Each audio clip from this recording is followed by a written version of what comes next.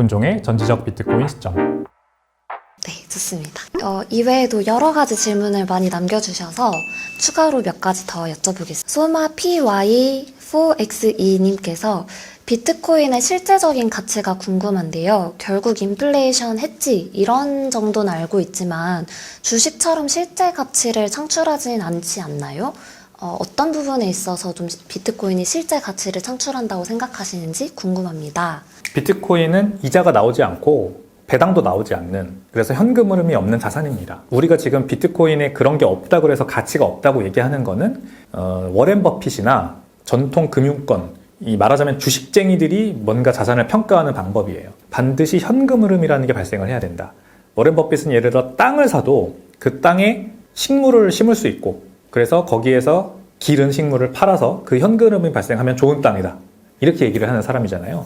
근데 반드시 세상의 모든 자산이 그렇게만 가격이 매겨지는 건 아닙니다. 지금 반포 레미안 원베일리가 전세가 20억인데 국평 전세가 20억인데 매매가가 54억이에요. 그러면은 실 사용 가치는 20억인데 실제 매매가는 54억이라는 거니까, 그럼 이 34억의 갭은 도대체 뭘로 설명할 수 있나요, 여러분? 이런 거죠, 바로. 예를 들어 내가 반포 레미안 원베일리를 누군가한테 전세나 월세를 줘서 얻을 수 있는 이득은 20억이란 얘기예요. 근데 왜 34억의 프리미엄이 더 붙냐? 이런 게 바로 이제 우리가 공부해야 될 부분이거든요. 그래서 사람들이 반드시 치킨집을 하는 것도 마찬가지예요. 치킨집을 내가 1억 원을 들여서 인수를 해요. 그러면은 그 1억 원만큼의 현금 흐름이 앞으로 1년 동안 발생하니까 1억 원을 주는 건 아니에요. 그렇게 그 시장이 형성되지는 않아요. 그거에 플러스 프리미엄이 붙죠. 그 목이 좋은지, 오는 손님들은 어떤 사람들인지, 주문이 많이 들어오는지, 그래서 단가가 비싼지, 객단가가 높은지. 너무 객단가가 낮으면은 주문만 드립다 받고 힘든데, 객단가가 높으면은 주문을 좀 덜 받아도 가게 유지가 되니까. 뭐 이런 여러 가지 이 가게 인수 대금을 결정하는 프리미엄이 반드시 붙기 마련입니다. 그리고 그런 게 더 많은 곳일수록 더 많은 사람들이 인수하고 싶어 하고, 그런 게 결국 가격 형성이거든요. 그러니까 우리가 그렇게 단순하게 생각하면 안 돼요. 비트코인은 그래서 뭐에서 가치가 오냐면, 말하자면 내가 은행에다가 저축을 하는데, 그 은행이 세상에 무슨 일이 생겨도, 우리나라에 북한이 쳐들어와서 전쟁이 발생을 해도, 뭐 아니면은 코로나 같은 유사시가 발생을 해서 유사시 사태가 다시 발생을 해서 은행들이 다 문을 닫아도 무조건 내 돈을 인출해 갈 수 있다는 그 믿음이에요. 그 믿음이 있기 때문에 비트코인 가격이 형성되는 거예요. 이게 이제 우리나라 같은 좀 안전하고 평온한 그런 나라에 살면은 전혀 와닿지 않은 현실이지만, 조금만 눈을 돌려보세요. 전 세계에 아직도 25억 명, 이건 IMF 추산입니다. 25억 명의 사람들이 언뱅크드 파퓰레이션이라고 해서 은행 계좌도 없고 신용카드가 없는, 그래서 금융 인프라 혜택을 전혀 받지 못하는 삶을 살고 있어요. 그럼 이 사람들은 뭘로 먹고 사냐? 그냥 현금. 근데 그 현금이라는 게 보통 그 나라의 법정화폐이기 때문에 가치가 뭐 엄청나게 하락을 하겠죠. 하이퍼 인플레이션에 허덕이는 사람들이 그렇게 많다는 거예요. 일단 필리핀만 가보셔도, 필리핀 수도 마닐라만 가봐도 은행마다 줄이 길게 늘어서 있는 거 보실 수 있을 거예요. 그 사람들 왜 그런지 아세요? 달러를 갖고 싶은 거예요. 필리핀 페소를 내가 열심히 돈을 벌면 미화 달러로 바꾸고 싶은데 그 달러 재고가 없어서 은행에 일단 길게 줄을 서야만 일부라도 달러로 바꿀 수 있는 겁니다. 그래서 그날 줄 서보고 달러 다 떨어졌다 그러면 집에 가고 막 이런 거예요. 그리고 인출을 하고 싶은 경우도 있어요. 은행에 가서 내가 지금까지 저축해 놓은 돈을 인출을 좀 해야 돼. 왜냐면 써야 되니까. 근데 돈이 없는 거예요, 은행에. 돈이 없어가지고 기다렸다가 그날은 공치고 다음날 다시 줄 서고, 이런 경우도 있단 말이에요. 우리나라는 그런 일이 없죠. 은행에 돈이 마르는 일이 어디 있어. 근데 필리핀만 해도 그렇다고요. 이런 상황이 사실 지금 전 세계의 현실이에요. 우리가 뭐 편한, 지금 우리나라 같이 좋은 나라에 살고 있다고 해서 그런 거를 까먹으면 안 돼요. 그래서 비트코인이 가치가 생기는 거예요. 말씀드렸듯이 전쟁이 발생하든 뭐 기아가 발생하든 코로나가 한 번 더 발생하든 어떤 일이 생겨도 비트코인에 내가 넣어놓은 돈은 전 세계 어디에서든 인출할 수 있다고요. 내 마음대로. 그 가치가 가격을 만들어내는 겁니다. 그렇기 때문에 현금 흐름 같은 거 없어도 충분히 프리미엄이 발생하는 자산은 많다. 이거를 알고 비트코인 가격을 한번 보셨으면 좋겠습니다. OZ8236님께서 앞으로 달러 스테이블 코인이 전 세계에 대중화된다면 이는 비트코인의 가격에도 긍정적인 영향을 미치게 될까요? 라고 물어보셨습니다. 네, 맞습니다. 달러 스테이블 코인이 앞으로 이번 사이클에 비트코인 가격을 크게 상승시킬 거대한 촉매제가 저는 될 거라고 보는데, 왜 그러냐면 이 달러 스테이블 코인 미국에서 지금 법제화가 진행 중이잖아요. 법제화가 끝나면 이제 그 법안, 스테이블 코인 법안에 나와 있는 내용이 정확히 그거예요. 미국에 있는 상업은행들이 달러 국채 기반 스테이블 코인을 발행할 수 있다라는 법이거든요. 그래서 JP모건, 웰스파고, 메릴린치, 뱅크 오브 아메리카 이런 은행들이 자체 스테이블 코인을 다 발행할 거라고 저는 생각해요. 이미 JP모건은 JPM 코인을 2019년에 발행해서 대규모 거래 체결을 그걸로 하고 있거든요. 스테이블 코인을 결국 모든 은행들이 발행해서 자체 스테이블 코인이 서로 경쟁하는 그런 시대가 온다라는 거죠. 지금 USDT, USDC, RLUSD, 페이팔 USD 이런 것들이 경쟁하듯이. 근데 경쟁이 훨씬 심화되지 않겠습니까? 이제 수 100만 명의 고객을 가지고 있는 은행들이 본격적으로 자기 스테이블 코인 써라라고 하면서 막 경쟁을 할 텐데 마치 예금 상품, 대출 상품 경쟁하는 거랑 비슷한 거죠. 근데 이게 은행에서 끝나지 않을 거예요. 기업들도 발행을 할 겁니다. 스타벅스 같이 거대 포인트 시스템 가지고 있는, 사실 스타벅스는 거대 은행이라고 봐도 무방하죠. 그 프리퀀시라는 거 정립하고 거기에다가 돈 채워가지고 스타벅스 카드로 결제하고 막 이렇게 하잖아요.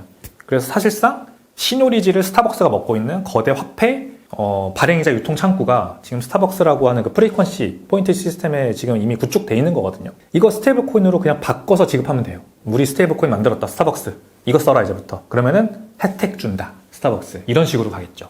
별 적립해준다. 그래서 기업들 간의 경쟁도 심화될 겁니다. 그러면 이런 기업들과 은행들이 결국 무슨 블록체인 위에서 스테이블 코인을 발행하냐 가지고 또 큰 이슈가 생기겠죠. 지금 다 달라요. JP모건이나 뭐 아니면은 한 번씩 그 코인을 발행해본 그런 기업들도 있는데 솔라나를 쓰는 것도 있고 뭐 폴리곤을 쓰는 것도 있고 아발란체를 쓰는 것도 있고 다 다릅니다. 이런 것들도 결국 경쟁이 그래서 심화되지 않겠어요?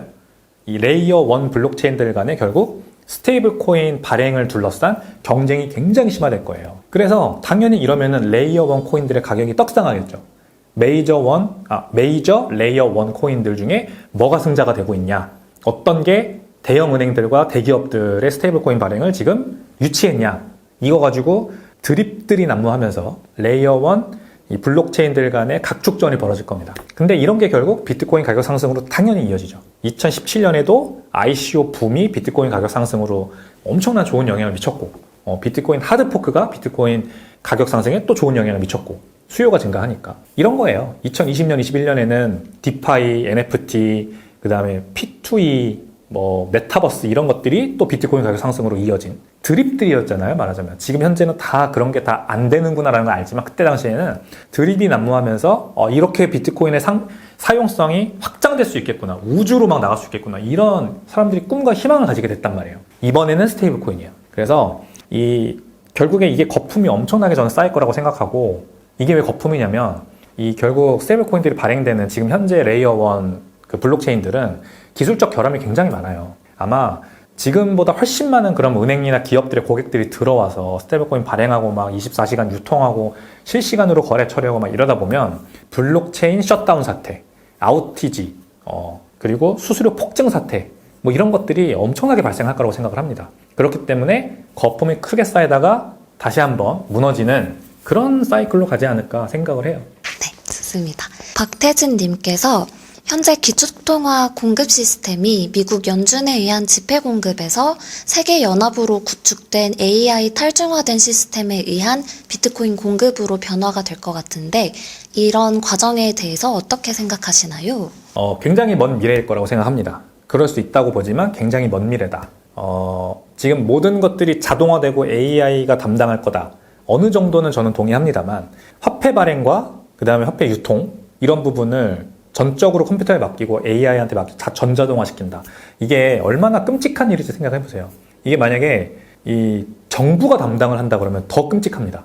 생각해보시면 정부가 홈택스 홈페이지 하나 제대로 못 만들잖아요. 그래서 종합소득세 신고 기간만 되면, 그리고 연말정산 시즌만 되면 홈택스 서버 다운되죠. 그게 매년 반복되는데도 못 고치잖아요. 그리고 여러분, 이거는 정부만의 문제도 아니고 증권사들도 지금 난리예요. 지금 촬영 기준으로 어제 이 한국거래소 서버 다운된 거 아세요?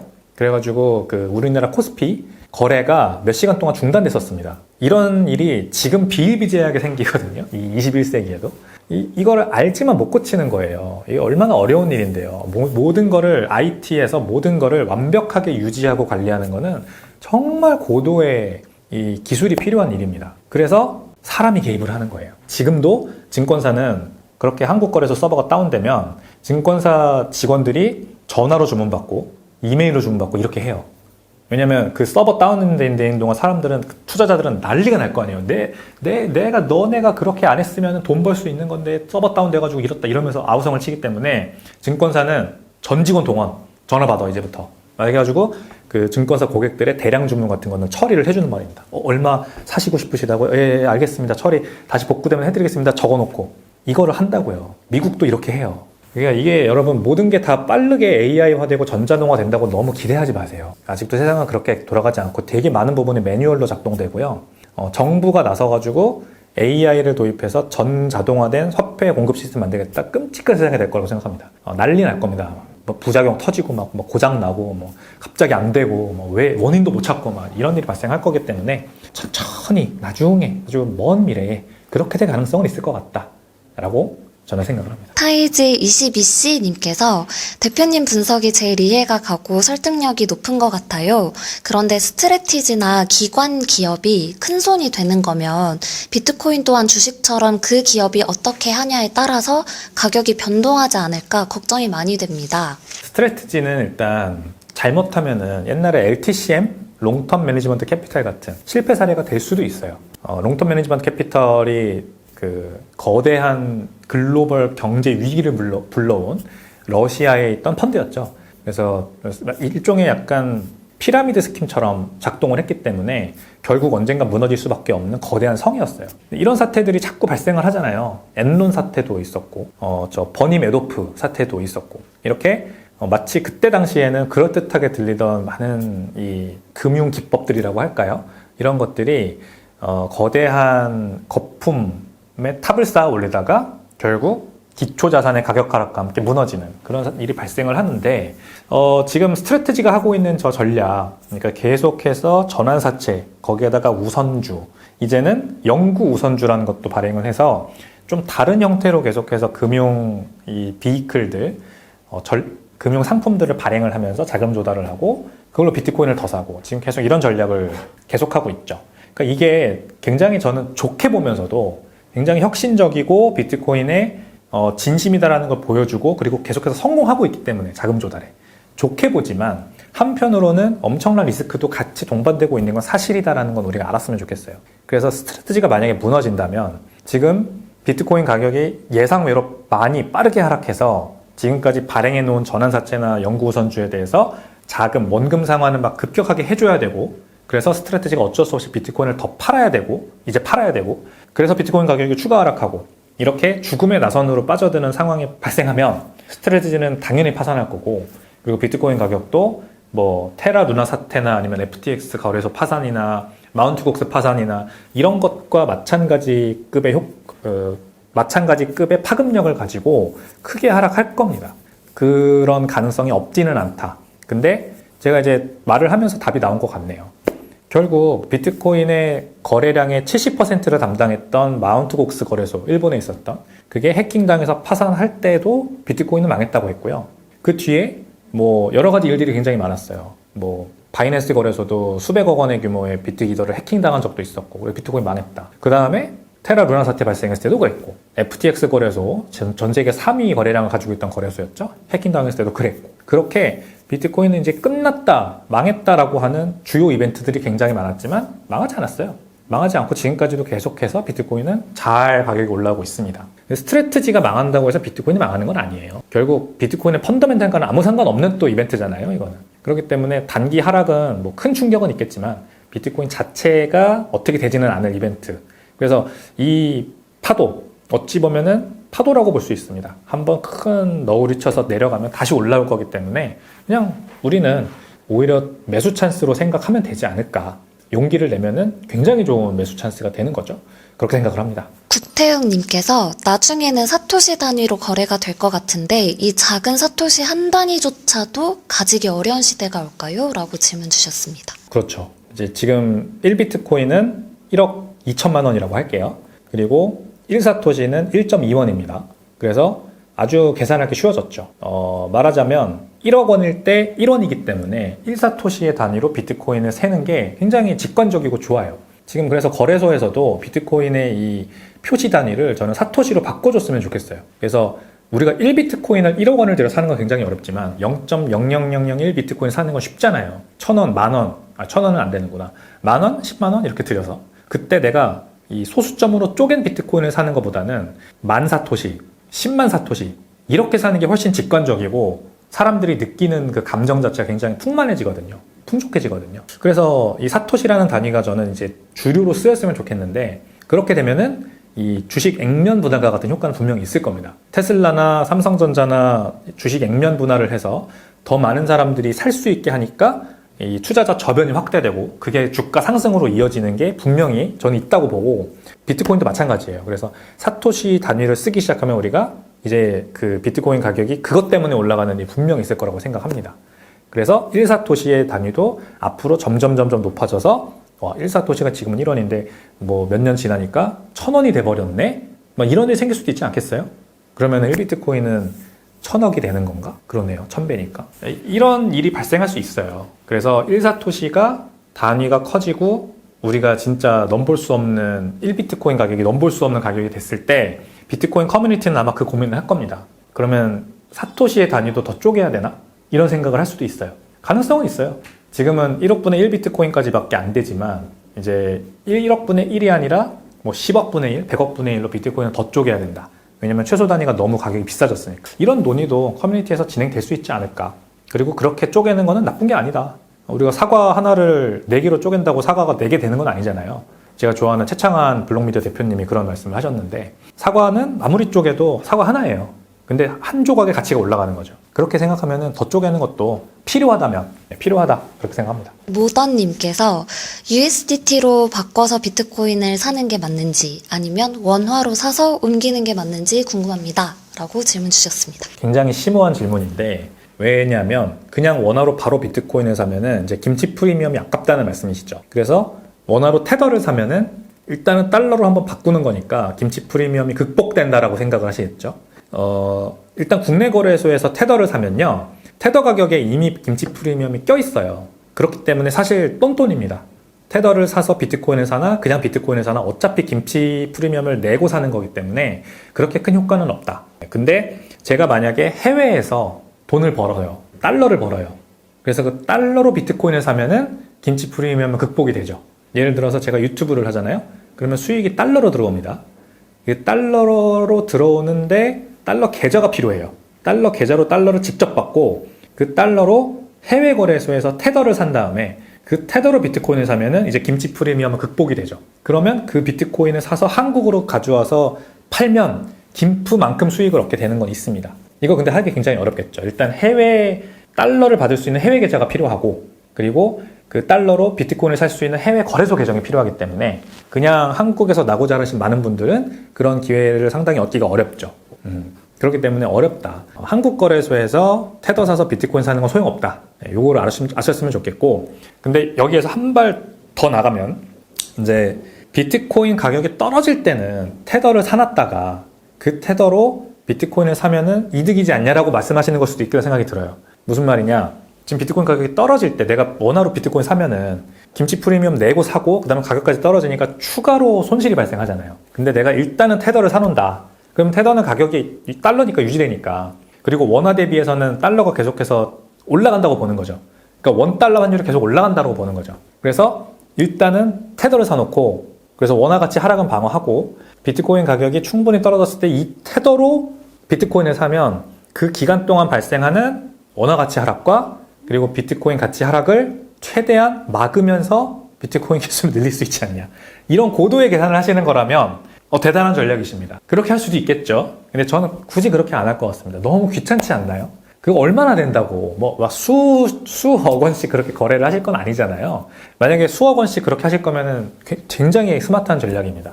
테더로 좀 가격 방어 해놨다가 그러니까 테더로 원화 가치 하락 방어 좀 해놨다가 그 방어한 걸로 비트코인 충분히 내려갔을 때 사면은 훨씬 더 많은 비트코인 살 수 있으니까 아주 좋은 전략이나 우리가 일반 개인 투자자 입장에서 뭐 수십만 원 가지고 그렇게 할 거면 저 같으면 그렇게 안 하겠습니다. 너무 발품 파는 비용이 너무 많이 듭니다. 네. 네, 만약에 수억 원의 자산가시면 일 수도 있잖아요. 그러면 매우 좋은 전략이 되겠네요. 매우 좋은 생각입니다. 대단하십니다. 스마트합니다. 네. 대표님 이렇게 긴 시간 동안 아주 정성껏 답변해 주셔서 너무 감사드리고요. 다음에도 또 유익한 QA 시간으로 돌아오도록 하겠습니다. 감사합니다. 네, 혹시 더 궁금한 것들 있으시다면요. 영상 댓글에다가 남겨주세요. 그러면 제가 추가로 답변 드리도록 하겠습니다. 오늘 수고하셨습니다. 감사합니다.